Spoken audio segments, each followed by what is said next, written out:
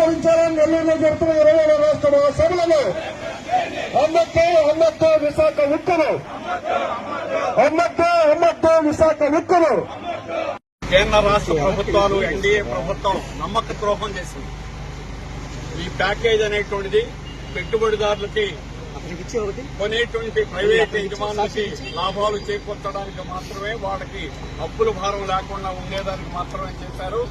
ఈ Vizag steel plant నడిపేదానికి మాత్రం ముడి సరుకు కూడా కొనడానికి మాత్రం ఇందులో డబ్బులు ఉపయోగించరు. ఈ ప్యాకేజ్ వీఆర్ఎస్ ఇవ్వడానికి మాత్రం ఉపయోగిస్తారు.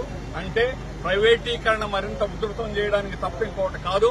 ప్రజలను మోసం చేయడానికి కార్మికులే ఉత్పత్తి చేయాలంటున్నారు. గత 3 నెలలు రికార్డు చేయమనండి.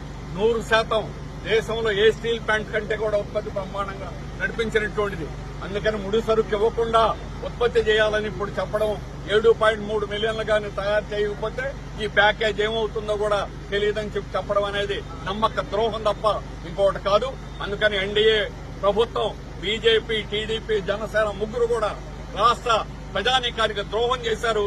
మేము స్టీల్ ప్లాంట్ కాపాడుకోవడానికి ఎటువంటి పోరాటానికైనా త్యాగం చేయడానికి సిద్దమవుతాం. సిపిఎం మాకు అండగా ఉంది. సిపిఎం ఆధ్వర్యంలో రాబోయే కాలంలో మా పోరాటాలను మరింత ఉధృతం చేస్తామని కేంద్ర రాష్ట్ర ప్రభుత్వాలని హెచ్చరిస్తున్నాం.